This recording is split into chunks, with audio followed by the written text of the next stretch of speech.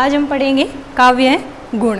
पीछे वाली वीडियो में हमने पढ़ी थी काव्य गुण की परिभाषा, काव्य गुण के प्रकार। हमने 3 प्रकार पढ़े थे, प्रसाद, ओज और माधुर्य। उसमें से प्रसाद गुण का विवरण हमने पढ़ा था। आज हम पढ़ने जा रहे हैं ओज गुण।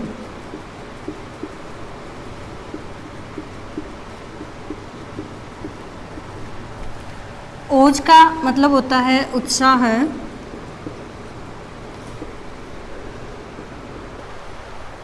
ओज का अर्थ है औरुष, उत्साह, पौरुष, वीरता, दीप्ति। अब उत्साह जो है वो होता है वीर रस का स्थायी भाव। तो ओज गुण में वीरता परक जो रचनाएं होती है उनमें गुण होता है ओज गुण। इसकी परिभाषा में हम कह सकते हैं ऐसी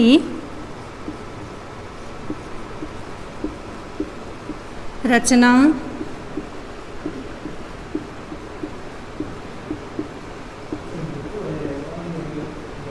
जिसे पढ़कर मन में उत्साह, पौरुष, वीरता की भावना जागृत हो, वहाँ ओज गुण होता है। ऐसी रचना जिसे पढ़कर मन में उत्साह, पौरुष, वीरता के भाव जागृत हो, वह रचना, ऐसी रचना जिसे पढ़कर मन में उत्साह, पौरुष, वीरता के भाव जागृत हो, वह रचना ओज गुण युक्त रचना कहलाती है।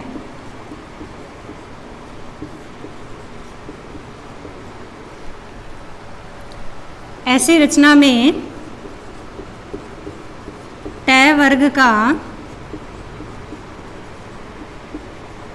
अधिक प्रयोग,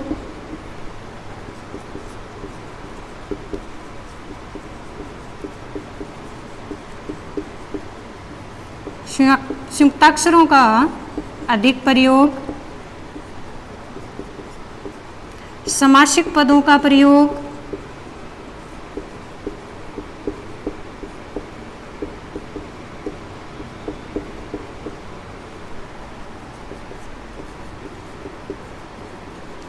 रेफ वर्णों का प्रयोग,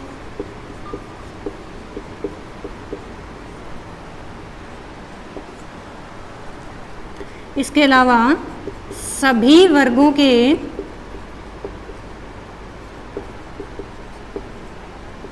प्रथम व द्वितीय वर्णों का संयोग, जैसे कच्छ, तुच्छ। यानी ओज गुण में ऐसे शब्द आते हैं जब वर्गों के प्रथम और द्वितीय वर्णों का संयोग होता है, जैसे हम कह सकते हैं कच्छ और तुच्छ। इसके अलावा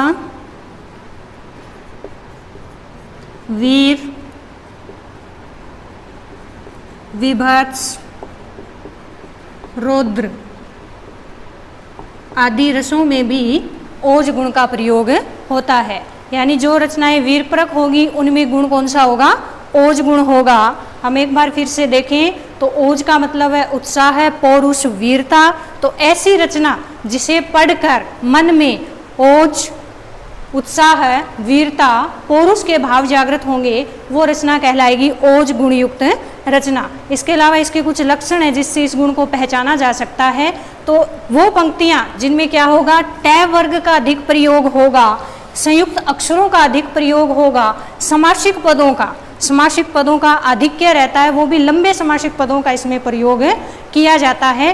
रेफ वर्णों के प्रयोग का मतलब है रे का प्रयोग होता है वो किसी वर्ण के ऊपर हो सकता है या किसी वर्ण के नीचे हो सकता है। इस प्रकार के वर्णों का प्रयोग जब होता है तो वो रचना कहलाती है ओज गुणयुक्त रचना। इसके नीचे हमने किया है वीर, विभत्स, रौद्र।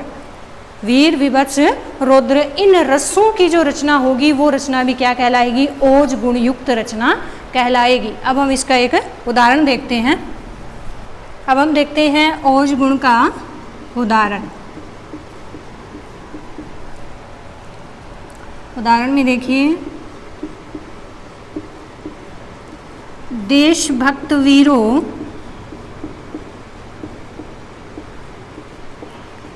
मरने से नेक नहीं डरना होगा।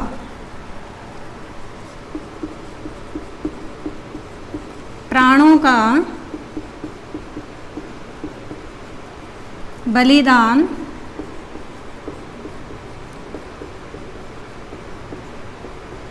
देश की वेदी पर करना होगा। अब हम इस पंक्ति में देखते हैं ओज गुण के लक्षण कैसे हैं। तो ये पंक्ति है, देशभक्त वीरों मरने से नेक नहीं डरना होगा, प्राणों का बलिदान देश की वेदी पर करना होगा। तो इस रचना को पढ़ते ही पहले हम अपनी परिभाषा में देखें तो क्या होता है, एक उत्साह की भावना हमारे अंदर जागृत होती है, उत्साह का भाव आता है।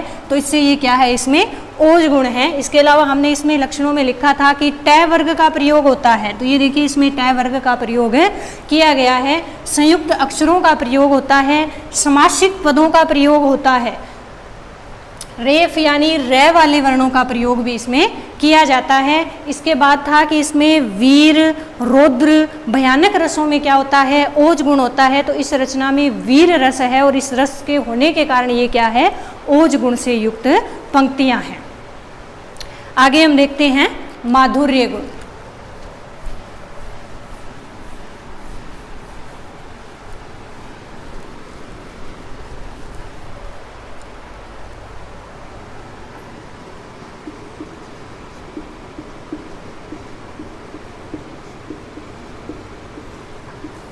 माधुर्य गुण नाम से ही स्पष्ट है। देखिए इसमें जो मूल शब्द है वो है मधुर, और मधुर का मतलब होता है कोमल। तो ऐसी पंक्तियां जो सुनने में हमें कोमल प्रतीत हो वो किस में आएंगी, माधुर्य गुण में आएंगी। इसे हम परिभाषित करें तो हम कह सकते हैं ऐसी रचना जिसे पढ़कर मन में प्रेम, करुणा, शांति के भाव जागृत होंगे वो माधुर्य गुण युक्त रचना कहलाएगी। यानी ऐसे भाव, कौन से भाव जागृत होंगे इसमें, प्रेम, करुणा, शांति।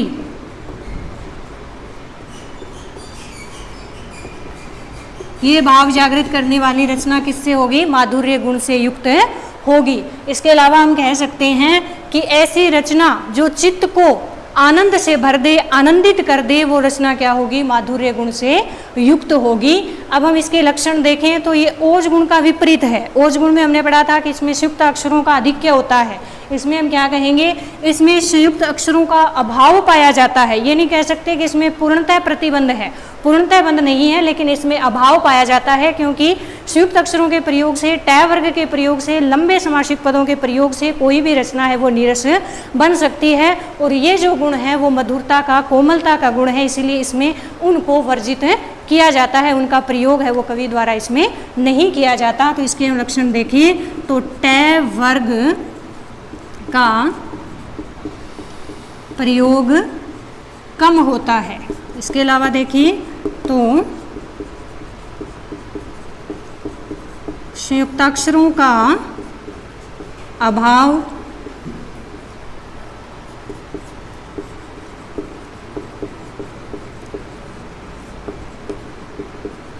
समासिक पदों का अभाव,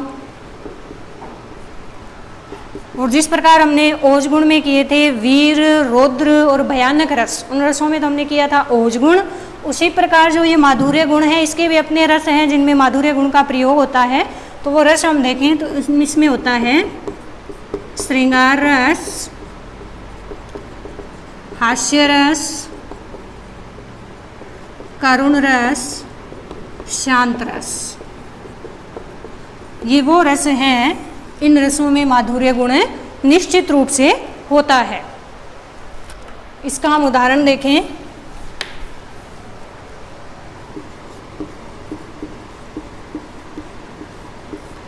इसके उदाहरण में हम देखते हैं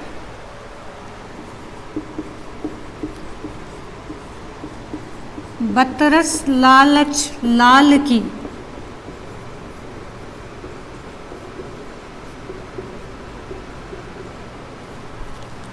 मुरली धरी लुकाए।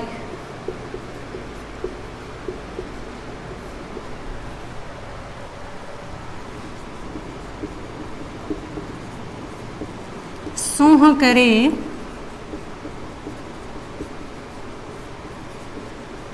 बोहनी हंसे देन कहे नटी जाए।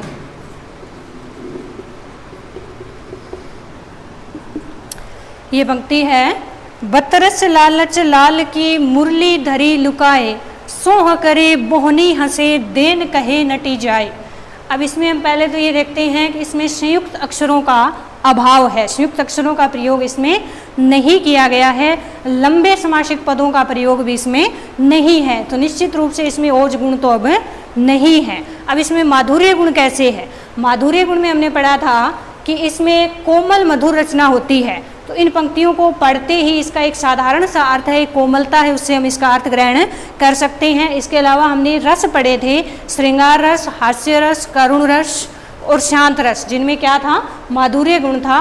और ये जो पंक्तियां हैं इनमें कौन सा रस है? इनमें रस है श्रृंगार रस। श्रृंगार रस का क्या मतलब होता है? श्रृंगार रस में नायक और नायिका के मिलन या विरह का वर्णन किया जाता है। अगर मिलन का है तो वो संयोग श्रृंगार है, और अगर विरह का, उनके बिछड़ने का वर्णन है तो वो वियोग श्रृंगार है। इन पंक्तियों में श्रृंगार रस होने के कारण और इसकी कोमलता के कारण इसमें कौन सा गुण है? इसमें माधुर्य। तो इसमें क्या है? श्रृंगार रस है। ये जो पंक्तियां हैं ये कवि बिहारी की बिहारी सतसई से ली गई है, और इसमें बिहारी ने राधा और कृष्ण का वर्णन किया है। जो राधिका है उन्होंने श्री कृष्ण की जो मुरली, जो वंशी है, उसे छुपा कर रख दिया है, और जब श्री कृष्ण उनसे लेने आती हैं तो वो सौगंध खाती है कि उनके पास नहीं है, हंसती है, और जब श्री कृष्ण उन्हें देने के लिए कहते हैं तो वो देने से मना कर देती है। बतरस का मतलब है यहाँ पर बातों के, लालच का मतलब है लालच, लाल का मतलब है यहाँ पर श्री कृष्ण। तो ये हो गया अपना माधुर्य गुण। 3 गुण पढ़ लिए हमने। काव्य गुण का मतलब हो गया रस का उत्कर्ष करने वाले तत्व क्या कहलाते हैं? गुण कहलाते हैं। और गुण के प्रतिष्ठापक जो आचार्य थे उनका नाम पढ़ा था हमने आचार्य वामन। वामन के ग्रंथ का नाम पढ़ा था हमने काव्यालंकार सूत्रवृत्ति।